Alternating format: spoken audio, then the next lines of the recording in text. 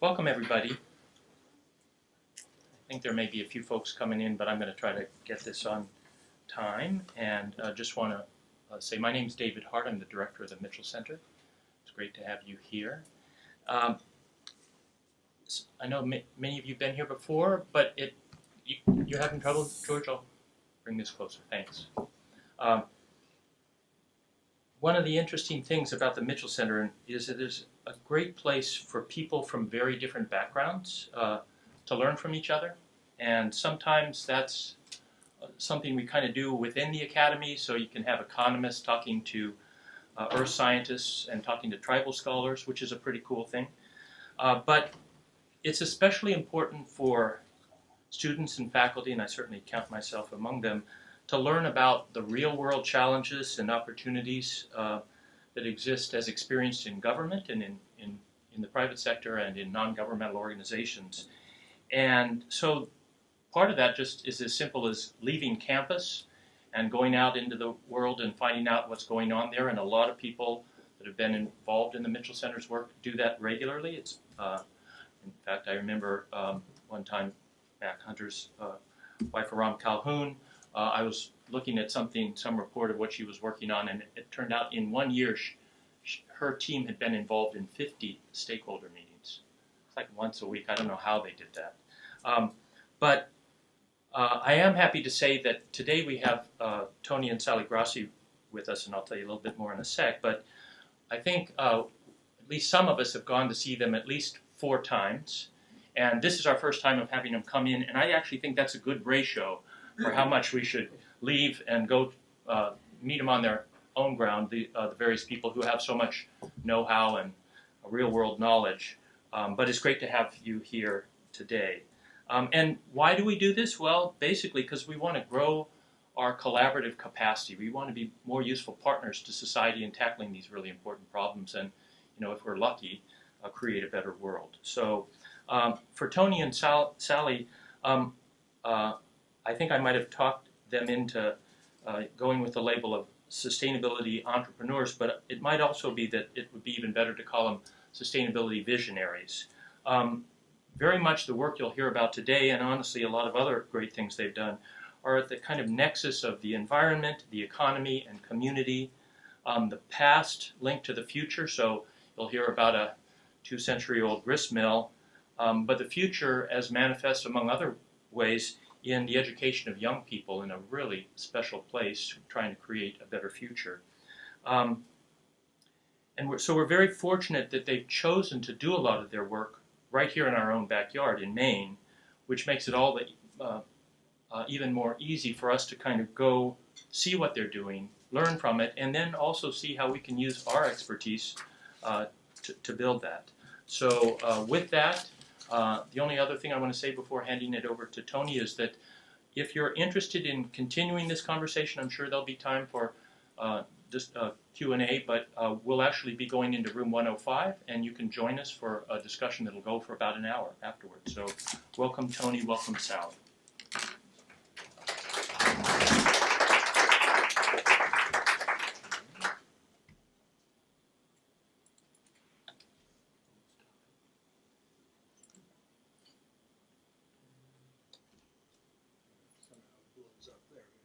Just make sure this still does what it's supposed to. Yep. Okay. Perfect. You good? Yep, I'm good. We'll see. Thanks. Thanks, David. How's my voice? Okay, back in the back? Good. Okay. Let me first introduce my wife, Sally. You might stand up or wave or something so everybody knows you're here. This is very much of a partnership, but I end up getting to do all the talking. And the other thing I might start with is to say, no, I can't get you into the Lost Kitchen. So we'll put that question aside. For those of you who understand about the Lost Kitchen, you'll get it. For the rest of you, I'll get to that eventually. So we talked about, I talked with Dave Sims about the sort of the title of this, Build It and They Will Come, and that's really not right. The whole idea is rebuild it and they will come. Don't build something new, but save some built infrastructure. So what I'll do is I'll talk a little bit. We'll do some slides, and then at the end we'll do Q&A. If I wander vastly off and you got a question, feel free to raise your hand, and we'll interrupt for questions if I've missed something or assumed some knowledge that isn't there. So we started in, this is Freedom Maine. It's 20 minutes inland from Belfast, Western Waldo County. Historically, agricultural center. Ultimately, in the 20th century, pretty important industrial center. There were on a little mile and a half, or less than that, half a mile stretch of river, there were 5 operating mills. 2 grain mills, a tannery, a sawmill, and a carding mill. And we stumbled across this because our son and daughter-in-law bought a farm or a piece of farmland and built a farm in Freedom, and this property abuts their farm. What that allowed us was some sort of instant local credibility. We're from away to people in Freedom. We live in Camden year-round, but to Freedom, without knowing us, there was sort of, who are these guys and what are they trying to do to our town? But we had that insider connection and credibility that came from our kids and grandkids. The obvious things here were this building, this old grist mill, which was falling into the river, as you'll see in a second, and there was a stream that, having been really involved in the removal of the dams in the Penobscot, I was interested in this as maybe a place where you could in fact have green hydropower. So my first call was to Josh Royd at the Nature Conservancy, and he said, we'd rather have this dam stay than come out because there have been species introduced upstream and they're different than the species downstream, so we're kind of happy with it the way it is, and you're not blocking any migratory fish passage. So it seemed sort of perfect sort of combination of things. Eventually we came to the idea of sustainable community, and that's a whole lot more complicated, and it wasn't sort of what started us, but in the end maybe became more of a driver than anything else. We decided to make a film because my niece's husband is a scientist, and he said, all the NSF grants he gets now come with a requirement that you publicize your findings, and he said you ought to think about making a film. And so early on, before we started, we decided to do that.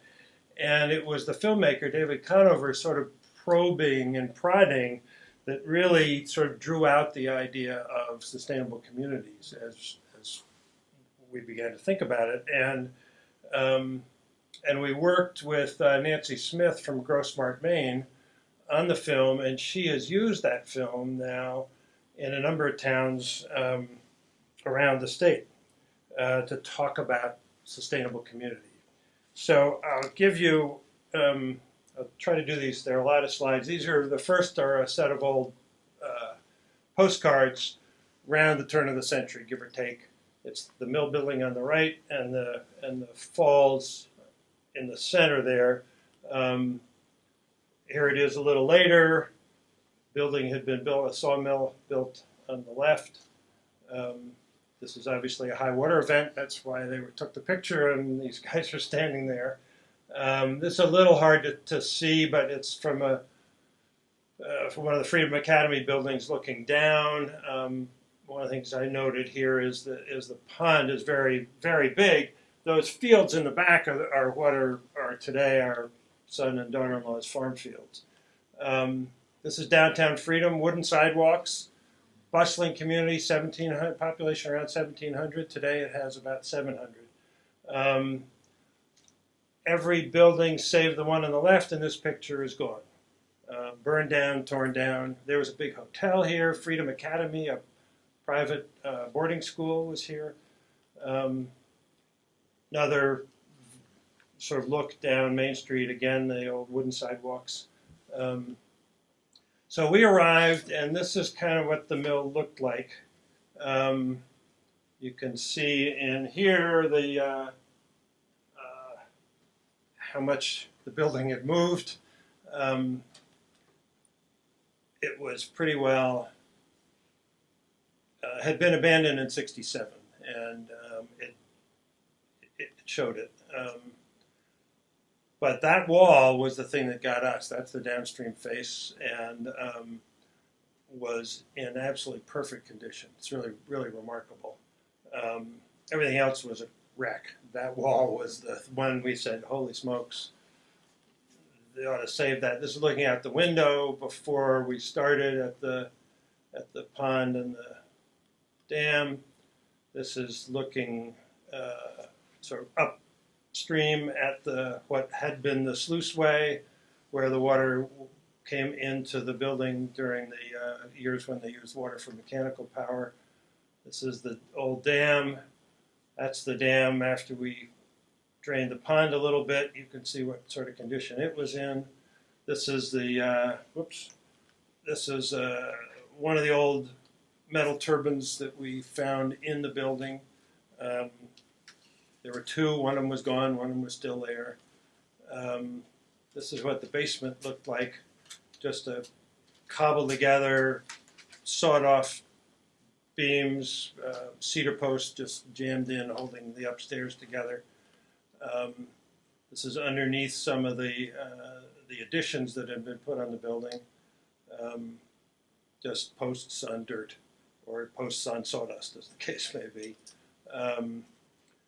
This is, you'll see this space a couple times later.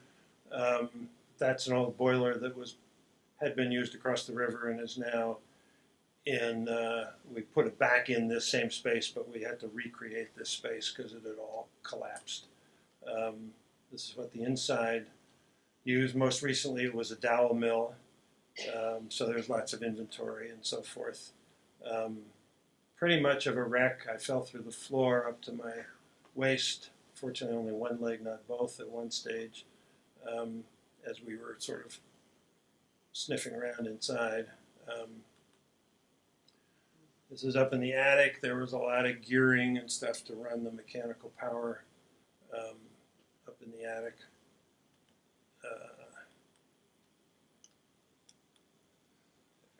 This, it's a little hard to make this out.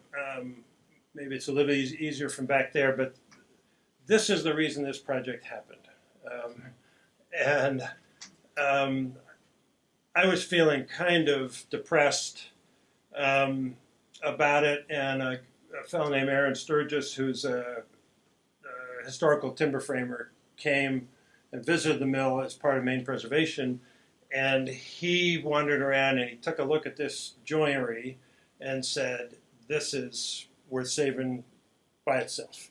And so he was an important driver in getting the building listed on the National Register of Historic Places. This is called an English tying joint, and he said it's way overbuilt for the 1830s in this country, but it had been used in England for centuries before, because it's such a rugged kind of joinery. This is the sort of, if you're standing on the second floor, this is what you're looking at above your head here. And way up at the top, right up in here, is the roof rafters. But he said they did this because it was a grist mill and it was going to shake. The whole building was going to shake, and so you needed this incredibly powerful structure to hold it together. So our process essentially was to started by trying to get everybody on board in the community, selectmen, planning board, local citizens, and interestingly, essentially there was only one voice in the town who objected, and it was the person who lived across the street who said, "I like living across the street from abandoned mill, and you're about to change my life." And everybody else thought it was changed for the better. She liked the old abandoned mill and its vandals. It took us about 3 years of planning. We had an 18-month option, which we took. I didn't want to own this if we couldn't fix it, because the building was going to fall in the river, and that's a huge liability. And so we negotiated an option from the landowner and the building owner, and he sold us. At the end of the 18 months, he sold us the property and the land around the building and the land around the pond. We met with all the regulators. You hear a lot about sort of the burdensome regulatory environment that we live in these days. And what we found was it wasn't that way at all. The mechanics and the paperwork were burdensome, but the substance wasn't. And the regulators essentially, when they heard our plan, said, let us know what we can do to help. It was really completely contrary to what I had come to expect. And they loved the building project. The DEP figured out a way to define the river as in one place for one purpose and a different place for another purpose. The most serious regulatory issues we had were sort of the fire department being at war with the preservationists. So the historical guys don't want you to change anything, and the fire department wants you to tear the building down and start over. And so you have to negotiate your way between those. And that was, of all the regulatory stuff, that was the most difficult. But we had a meeting. There were 15. That didn't count the fire department at that time. There were 15 regulators: U.S. Fish and Wildlife, NOAA, Army Corps of Engineers, so and so, all of their parallel state agencies and the local guys. And they all were enormously helpful. Again, the paperwork was incredibly burdensome when you get to the Federal Energy Regulatory Commission. So if you're going to plug into the grid, you need FERC's approval. If you're not going to plug into the grid, you can do sort of anything you want.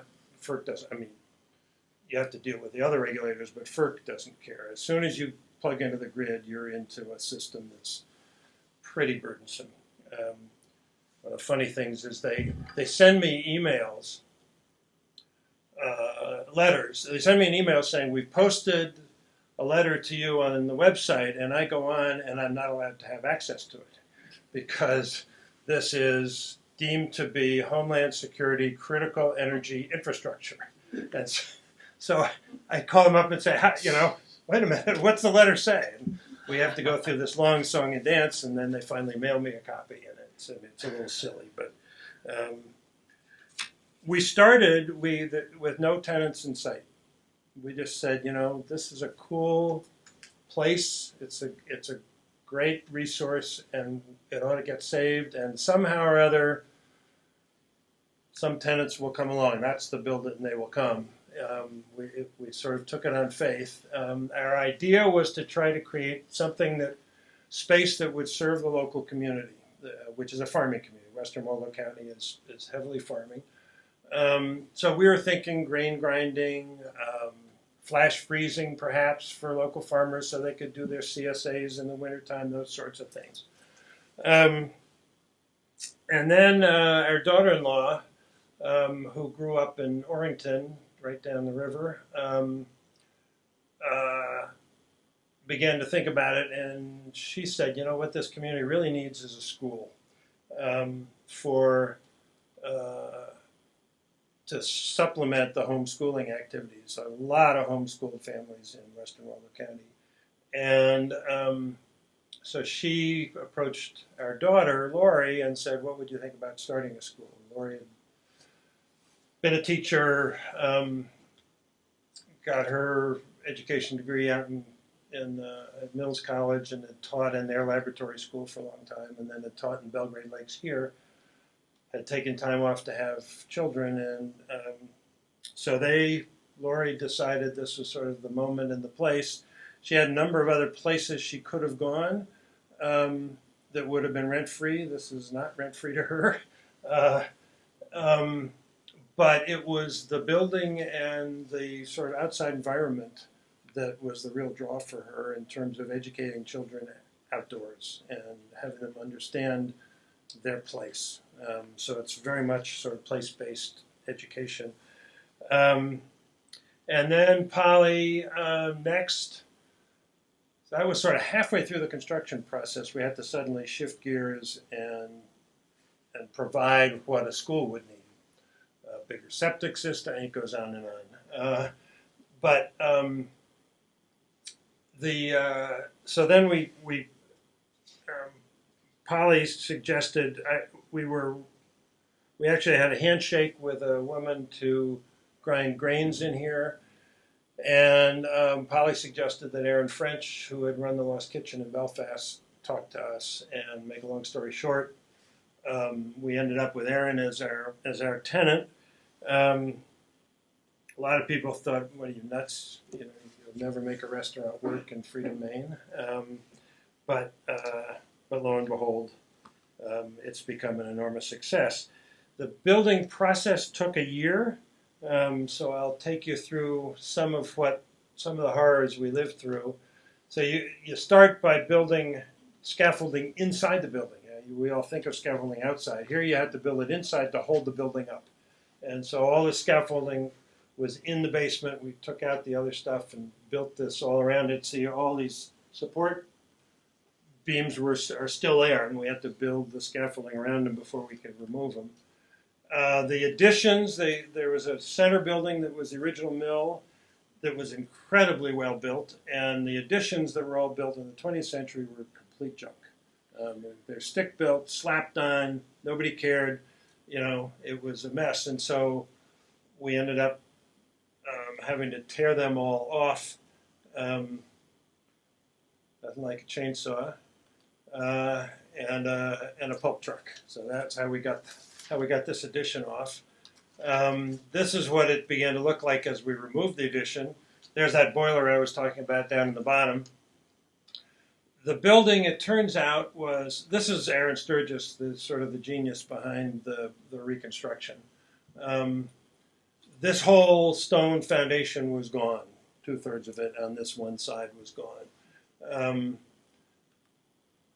The building was a foot, it dropped a foot at this sill right here from the other side, and was about 8 inches off the foundation, moved off the foundation, and it was about a foot out of plumb. These are the other additions coming off. This is pulling the stones from this wall that had collapsed, pulling them back up out of the basement. One of the things, this is a local guy from Freedom. One of the things that's we sort of learned is this incredible talent sort of buried in the weeds here in the state of Maine. I mean, people that know how to do this work and do it incredibly well. We just came away thinking you never could have done this back in Connecticut where we used to live. They just don't have that know-how and understanding and sort of can-do attitude. A lot of what Aaron Sturgis did was, he started out with none of this laser shooting to get level. He started out with a, Archimedes, put a well of water on the wall and walked around with a tube to figure out what level was. They moved the building by just having running a wire across the river to the base of a locust tree and just cranking it and sliding it 8 inches back onto its sills. Here's one side. That's the same place where the bobcat is. There were some surprises. We thought this was a beautiful beam from looking at it from the inside.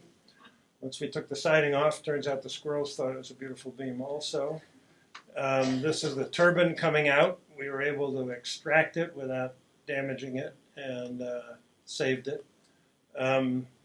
We were lucky enough, this is the stonemason, unbelievable talent. If you think about these are granite, he's moving these granite blocks that are 4 or 5 feet long and 2 feet on each side, weighing, I don't know, 1,500 pounds apiece. And they've rebuilt that whole thing by hand, essentially.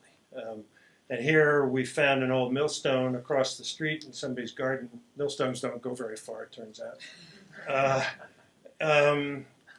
Then we were lucky enough to find a couple of really old ones when we were digging for to bury the electrical wires down to the street and to put in a water line for the town hydrant.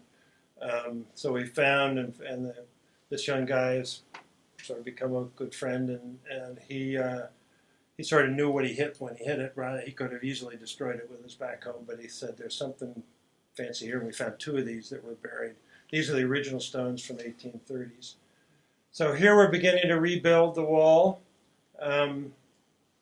Had worked up to this stage, and essentially what they did is they worked the stone up, built this whole temporary floor on top in order to work off of, and then filled in under the sills. They jacked up the building, put in new sills, and then built the stone foundation to snug up underneath the sills.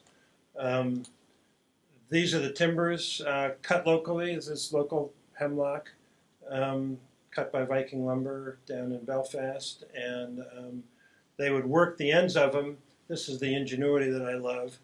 And then they put them on a zip line. So the zip line ran from a tree on one side of the building to a tree on the other, and they would just slide these things. 2 people can't lift one of these, So slide them into the building, set them down. They did all of their joinery down here. You can see at the ends of the beams there in the sort of the work yard right next to the building. So here it is. There's the stone foundation rebuilt, and the temporary deck gone.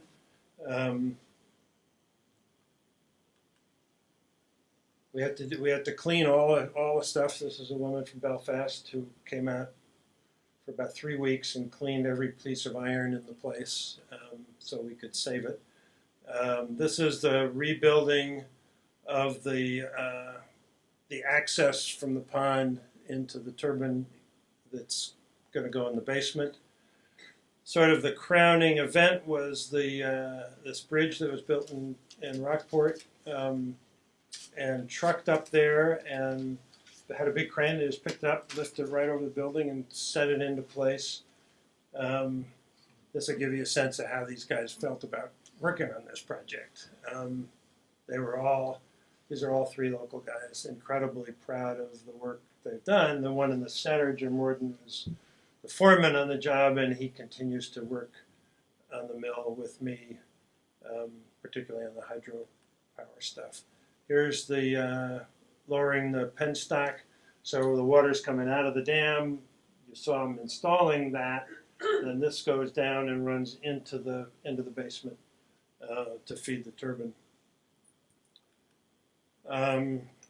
So the sort of the results. We employed about 150 people during the project. There are probably 6 full-time employees now in the building and probably 35 part-time employees, mostly local farmers. One of the things Aaron French said is, what I do is I don't want to hire people who know how to cook. I want to teach them to cook the way I want to cook. And said nobody works harder than female farmers, and so everybody who works in here is a female farmer, with one exception. There's one guy on her crew. So there's employment for the surrounding neighborhood.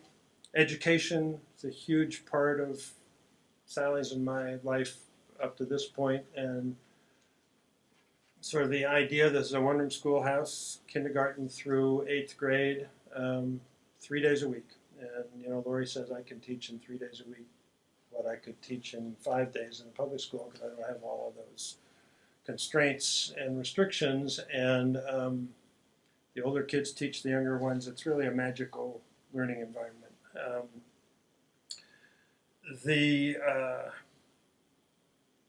Because we sort of got lucky with, in both cases, we got lucky with the school, we got lucky with the restaurant.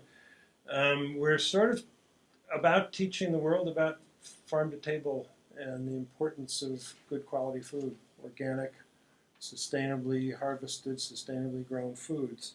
And that's what Erin's all about. Her style is really very simple, and she'll tell you it's all about the quality of the food.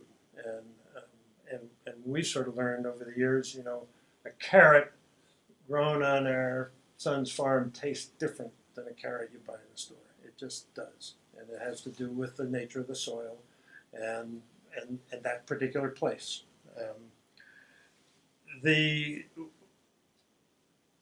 I was talking to Polly about sort of what do you think the mill has done for the community, and she said, it's all about sort of pride and optimism in sort of pride and sort of an understanding that people are paying a fortune. People are driving all this distance to come and have dinner at the Lost Kitchen, and they're eating the same thing everybody in Freedom eats every day. And it's sort of the lights going off to people. It's holy smoke, what we have here really is something pretty special in our community.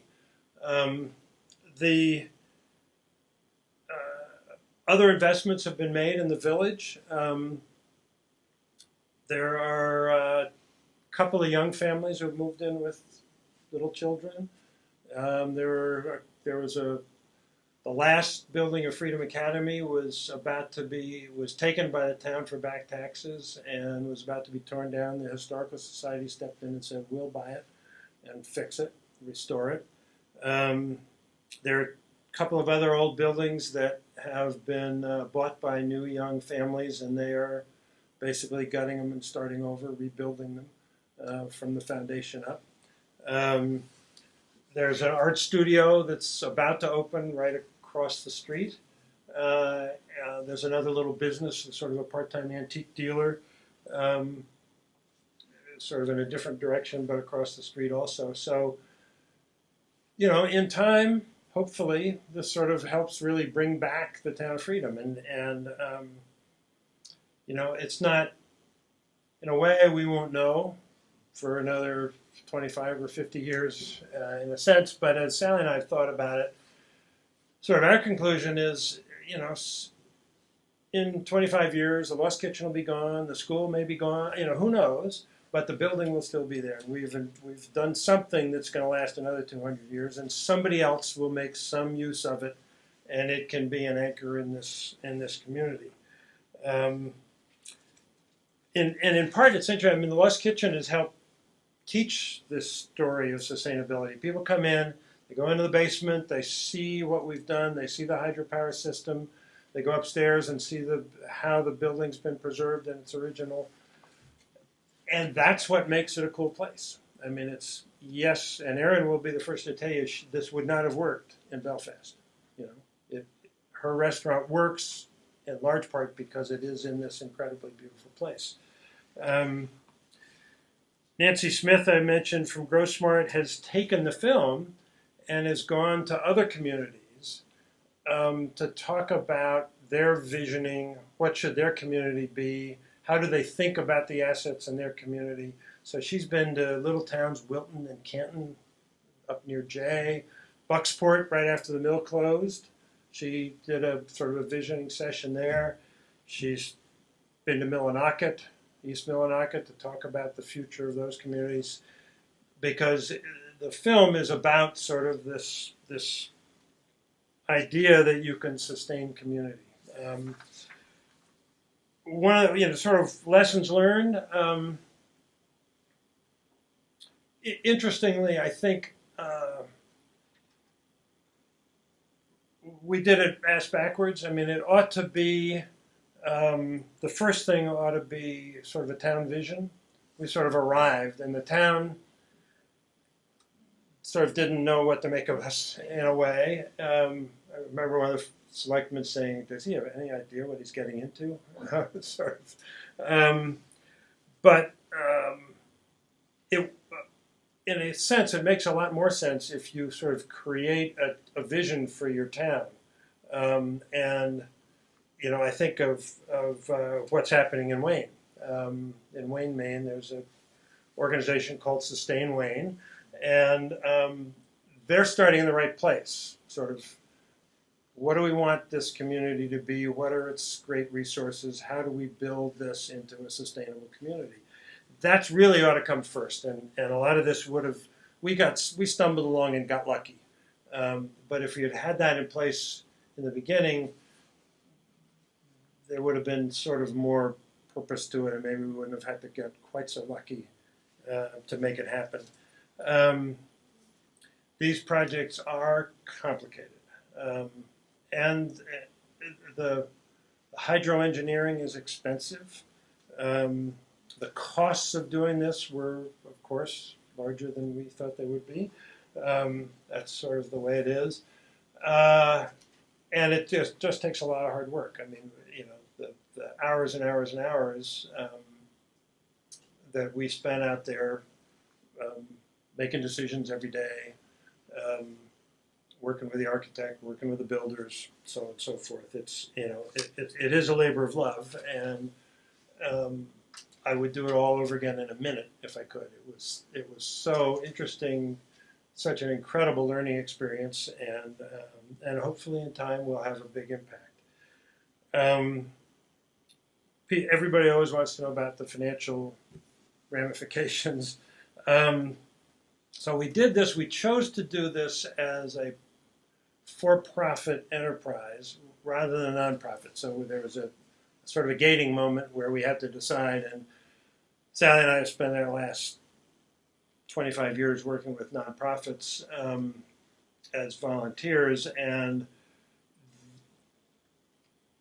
I wasn't ready to sort of put up with that sort of decision-making apparatus. You got to have a board, and then you got to go out and fundraise, and fundraising is tough to do.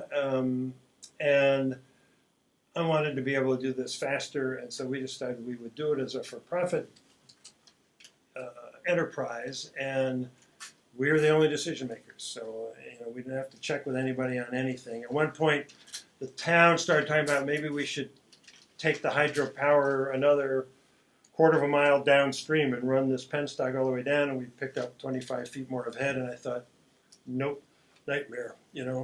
12 landowners that you'd have to get to agree, and it just began to seem too complicated. So we did it this way. We got the building listed on the National Register, which made us eligible for historic tax credits. So if you think about sort of 100 cents on the dollar, we got 40 cents back of our capital costs from historical tax credits, which we could use against income from other sources. We're sort of cash break even at this stage. So we're charging enough rent to cover our costs, not more than that, because we don't feel like we need to be squeezing every nickel out of the project, and we like the two tenants we have. But we get significant tax benefits from depreciation. So maybe we get another 20% of our money back through depreciation. Most people don't understand the economics of being a real estate developer. And there was actually an article in the Belfast paper when we started doing that where they called me a developer. And I thought, wait a minute, that's anathema. I'm not a developer, but in the real estate world, you get these incredible benefits. So another 20% of our money we get back in credits for depreciation. When we're done, our thinking is we might sell it, but more likely we will give it away and to some nonprofit. I don't know what that looks like yet. I don't Might be the school, could be the farmland trust, it could be local land trust. I don't know, and we haven't crossed that bridge. But when we do, we'll get another 15% of our costs back, roughly, give or take, probably a little more than that, from the tax deduction. So when all is said and done, we'll have maybe 20% of our capital costs we will have invested in the community. And I've got a good friend who teaches at the Tuck School in Hanover, and he teaches a course, a lot of which is focused on impact investing, what's called impact investing these days, and that is sort of this growing movement in the country of people willing to accept less than a commercial rate of return for non-financial benefits. In our case, the non-financial benefits would be this building of community, educating children, providing employment. So we're willing to accept a lower financial return because we're willing to count the social benefits, creating green energy. So in the end, we'll leave maybe 20% of our money on the table, and those are funds we would have donated to charities anyway. So this is becomes sort of our charity in that sense. So as Sally and I were talking about sustainability, I think I've got, so these are the done, right? This is the place where that guy was sitting in his backhoe, right, pulling stones up out of the foundation. There's the bridge. The school is in the two wings on the left and the top floor of the main building. There's the building, same shot as in those early postcards. It's a little hard to understand this, but this is the turbine. So the turbine is provided by Natel Energy, which is a California startup. They have two customers, one on the West Coast, one on the East Coast. Freedom Mill is their East Coast customer, and their West Coast is, I'm happy to say, Apple Computer. So we're in good company. Apple has installed a much bigger unit than this in an agricultural ditch in Oregon as a way to offset their power use in their new headquarters. And Natel has supplied that turbine to them. But essentially, I don't know whether you can see the pointer or not, this is the water comes in from here, so I'm looking sort of across the flows at this stage. The water comes in from the penstock in here, goes through some jaws that open and close to let the water flow through depending on how high the flows are. It's all controlled by a sensor in the pond. So depending on the pond level, the doors open and close. Oops, excuse me. The blades are in here. There's a belt that runs this way, and there are blades that run in between. And the water comes in, hits the blades. The blades spin. It turns a wheel and a big flywheel in here, and then comes over and powers this 35 kilowatt generator. We generate enough power to run the building, and it's 55,000 kilowatt hours a year approximately. So we can run this building and our house in Camden. We can credit the power we generate to our home in Camden, and any surplus over that we can run, the farm next door or anybody else we want. These are the brains of the turbine. You think of these turbines as these great, massive, heavy metal things. This is all very, very high tech. They run this from California. So Natel's in California. They can turn it on, turn it off, tell me what's working, tell me that there's a bearing in such and such a place that needs to be greased. It's unbelievable. This is the school, sort of their eating area, the kitchen on the right. This is Lori and some of the kids in the first year, when they first, I think this is the year they opened, maybe. Maybe not. Yeah, probably was. This is the Lost Kitchen space. Again, we built this space, no tenant. So here's what it looked like, and then I'll show you in a second what it looks like now. This was we created this museum, sort of all the artifacts that we had collected. Again, right here is where that big machine was sitting, pulling rocks out of the basement. But that's the same boiler that had been there originally. We took it out and put it back in again. This became the wine cellar for the restaurant, the wine store that goes along with the restaurant. And that's the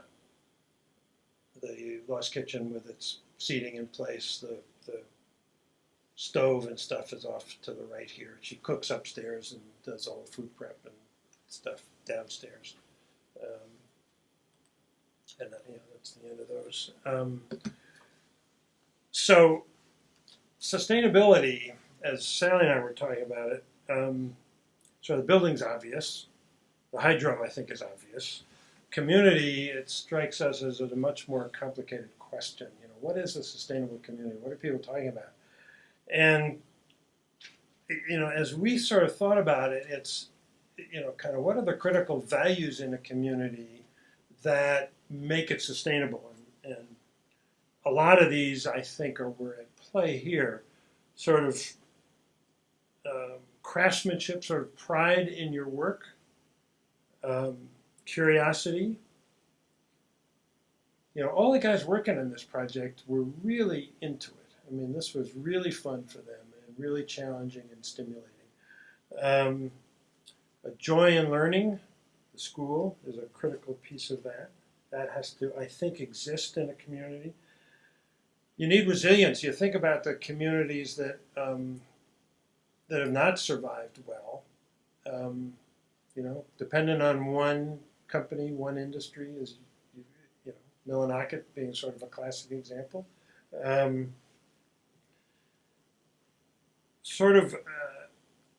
I believe, sort of a focus on quality and permanence. You don't do things sort of slipshod that are going to last for 15 years and figure it's the next guy's problem or opportunity. Build things to last. This building will be here for another 150 years or something.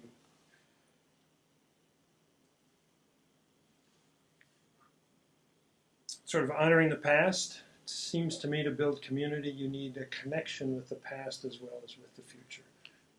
And that somehow has, if you think about sustainability, you are trying to sustain. You are essentially a steward of those resources. The community has natural resources, soils, water, forests, built infrastructure, and its people. And if you think of yourselves as stewards of those resources in a community, it seems to, as we sort of try to wrestle with what does it mean, it seems to me that's what gives you sustainability, the sense of stewardship and responsibility to future generations. So, questions?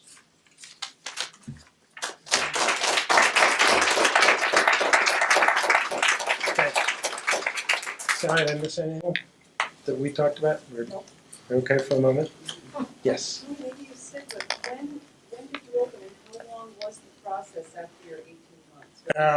I meant, thank you. Yeah, I should have said.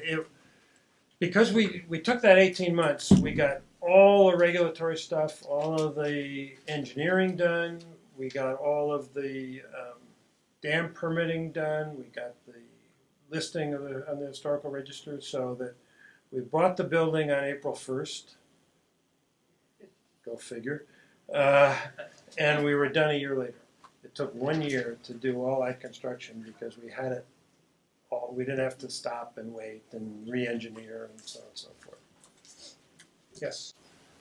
Wonderful story. I like the sort of vision of community renewal, and so I'm wondering, how this story applies and doesn't apply to other places, right?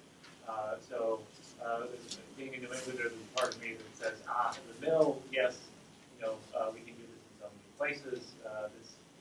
I'd like to see this story happen, right? And to see people come together in the same way around a sense of community, right? That's connected to place. But of course, there are a lot of realities that constrain that, right? And so, I'm wondering what your reflections are on what those are, what some of the most important ones are. Individuals like you who are in the position to be able to sort of make these things happen is one of them, right? The availability of a site like this that happens to have, had that main wall not collapse. Yeah, right. And a handful of other things as well, population size. And I'm wondering what you think your sort of the major components that are needed for this are. What are the sort of key constraints? To me, that's the right question. That is the question. An obvious reaction is, well, we couldn't do this in our community because we don't have anybody with the money to do this. It's sort of so therefore it's irrelevant. And that's where I sort of came back as Sally and I talked about it to you need to the community needs to come together and sort of look in the mirror and say, okay, what do we got here that's really important and valuable to us? And to me, if you start there and you look at what your resources are, you look at what the culture of the community is. I mean, it seems to me all of that needs to sort of be brought to bear when you start. And I think the answers will be so different for different communities. There was a wonderful old mill in Palermo, sort of South China, that's just been torn down. And I hated to see that mill go.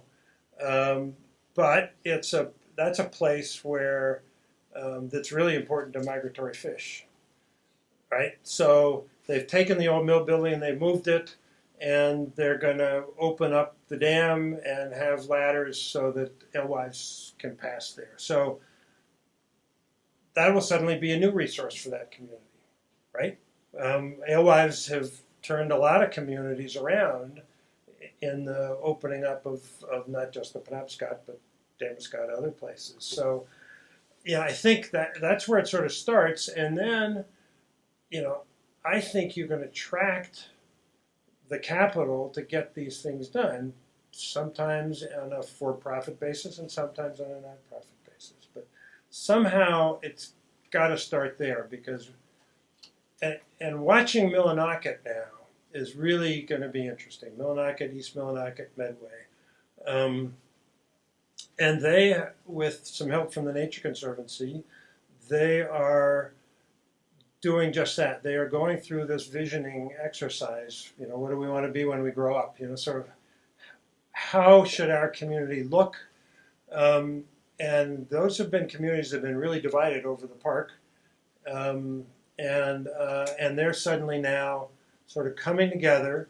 Nancy took this film on the Freedom Mill and did a sort of visioning thing, and she has a little grant program that she initiates. And so, hopefully they view those buildings as a big resource. So they were about to be torn down, and the town stepped up and said, we'll take the buildings, or Arcatan, whatever the entity was that actually took them over. No cost, but obviously some carrying cost issues, but because they see that as an important resource to attract new industry, new capital. I think they've learned, that dependence on one industry is a really risky long-term proposition. you need diversification of income sources to survive businesses coming and going.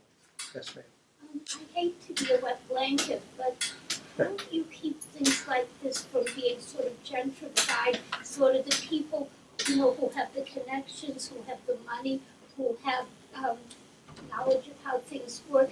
How do you also protect the people like my husband, who are the blue-collar workers, who are struggling to get by, for whom something like this might, let's say, raise taxes or something and make it a little bit harder? Well, in fact, Freedom is a very blue-collar town, very low income. This leads to lowering people's taxes because we pay taxes. This is I'd have to look, but it's probably the highest valued building in the community now. I don't know that that's right, but I'd be willing to bet. So we pay more taxes than anybody else in the town. So we've done a couple of things. We provided employment for not only during construction, and a lot of people during construction lived in the town of Freedom, or Brooks, or Morrill, or the neighboring communities, Palermo. So we apply. There's employment. That's where the visioning thing comes in. It seems to me, if the town of Freedom now needs to say, okay, we've got this anchor. What do we want this community to look like? So that, do we want, and they've begun to talk about, do they want housing for elderly there?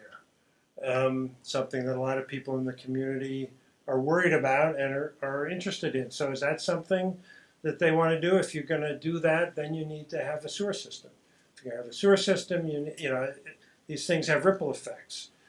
But they're all things you control. So I don't think you have to become gentrified. But I think you have to be conscious of that risk, and you have to understand what it is you really do want to be. So I think it's really a risk, but it doesn't have to lead you down that path if you know what you want to be when you grow up. Mac.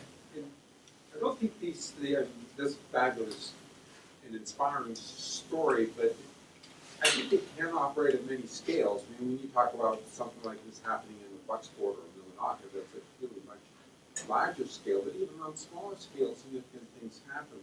I live in a town of 200 where somebody came along and built a brewery in an old furniture store. His investment was probably 5 to 10% of yours, but it's made a big difference having a small brewery. It only employs 3 or 4 people, but it's become a gathering spot for the town. I don't think it's a coincidence that half a dozen new families moved into the town since the brewery opened, and so it works even on a small scale. Yeah, I think it does, and there's a little town down near us, town of Hope, where there was sort of nothing happening until this guy, a Scotsman, I can't remember his name, bought the old Hope General Store, and it was a general store in the classic sense, but it was losing money and hadn't been fixed up. So he bought it and turned it into a little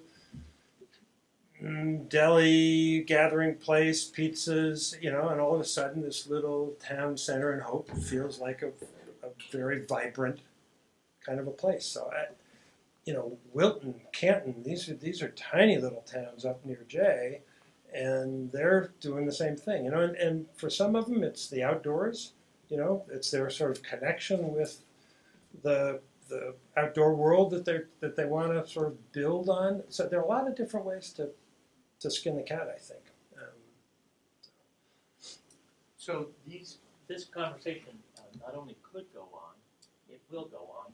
So if anybody who wants to come into room 105 in a few minutes, we're going to adjourn to there. But for those of you who can't, please join me in thanking Tony. Thank you all for coming.